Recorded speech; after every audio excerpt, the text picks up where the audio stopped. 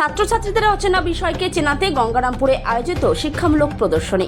কৃষ্টি creative and collectors গ্রুপের পক্ষ থেকে গঙ্গারামপুর উচ্চ বিদ্যালয়ে অনুষ্ঠিত হল 4 দিন ব্যাপী এই প্রদর্শনী অনুষ্ঠান। কবিগুরু রবীন্দ্রনাথ ঠাকুরের জন্মজয়ন্তীর দিনে প্রদীপ প্রজ্বলনের মধ্য দিয়ে প্রদর্শনী ও সাংস্কৃতিক অনুষ্ঠানের সূচনা হয়, যা চলবে আগামী 4 দিন পর্যন্ত। প্রদর্শনীতে তুলে ধরা হয়েছে দিনাজপুরের ইতিহাস ও ঐতিহ্য, তেমনি গঙ্গারামপুরের আনাচে কানাচের ইতিহাসের নিদর্শন বিভিন্ন শিল্পের মধ্য দিয়ে ফুটিয়ে তোলা হয়েছে। এছাড়াও প্রদর্শনীতে স্থান পেয়েছে বিভিন্ন সময়ের দেশি ও বৈদেশিক মুদ্রা ও ডলার। ছাত্রছাত্রীদের চেনাতে হারিয়ে পুরনো দিনের ডাক টিকিট, দেশলাইয়ের খামও রয়েছে প্রদর্শনীতে। জীববৈচিত্র্য ও পরিবেশের চিত্র রাখা হয়েছে এই প্রদর্শনীতে। প্রদর্শনীর পাশাপাশি প্রতিযোগিতামূলক সাংস্কৃতিক অনুষ্ঠানের আয়োজন করে উদ্যোক্তারা, যেখানে অংশগ্রহণ করে গঙ্গারামপুর শহর সহ জেলার বিভিন্ন প্রান্তের শিল্পীরা।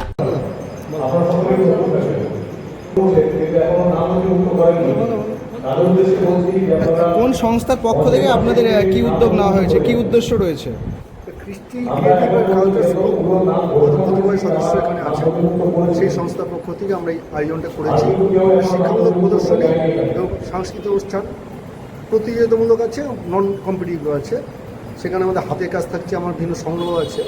আমরা সংগ্রহ আপনি দেখলেন, আমার কারেন্সি নোট, পুরাতন খবরের কাগজ, পুরাতন জিনিসপত্র, কয়েন্স বিভিন্ন ধরনের কয়েন্স আছে যেগুলো বাজারে বেরোয় না, মানে অপ্রচলিত কয়েন যেগুলো, সেগুলো আছে। আর 200 দেশের মোটামুটি এখানে বিদেশি কয়েন আছে, 100 দেশের বেশি কারেন্সি নোট আছে। আর ভারতবর্ষের 1835 থেকে 2024 পর্যন্ত কয়েন্স এবং কারেন্সি নোটের টোটাল বিবর্তন তুলে ধরা হয়েছে। এখানে বিভিন্ন মিডিয়াতে ছাপানো বা বিভিন্ন আকারের যে ডাকটিকিটগুলো আছে, যেটা আমার জাতীয় পর্যায়ে পুরস্কার পেয়েছে, সেই ডাকটিকিটের প্রদর্শনী এখানে আছে।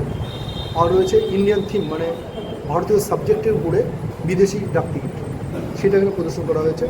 এই ব্যাপারটা সম্পূর্ণ প্রদর্শন করতে পারিনি, জায়গার অভাব। আমার আরও কিছু জিনিসপত্র আছে, যদি ভবিষ্যতে শুরু করে এই প্রদর্শন করার চেষ্টা করি। মূলত কী উদ্দেশ্যে এই ধরনের প্রদর্শনীর আয়োজন করেছেন আপনারা? উদ্দেশ্য বলতে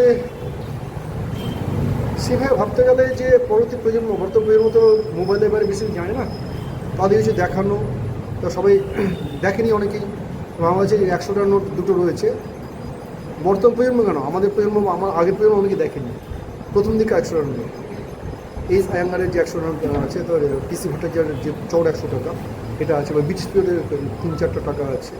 এগুলো নতুন প্রজন্ম দেখুক, দেখে জানুক এবং আমাদের ঐতিহ্যকে ধরে রাখার চেষ্টা করুক। মানে কয়েন সংরক্ষণ করা হচ্ছে, ঐতিহ্যকে সংরক্ষণ করা, সেই জিনিসটা যদি আগ্রহী হয় বা তারও যাতে 2-1 কালেক্টর গড়ে ওঠে, তাহলে আমরা এই মানে প্রয়াসটা সার্থক হবে বলে মনে করি।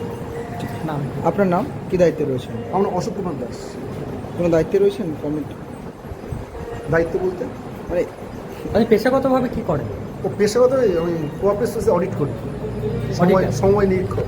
আচ্ছা, ওকে। ক্রিস্টিয়ান কালচারের কি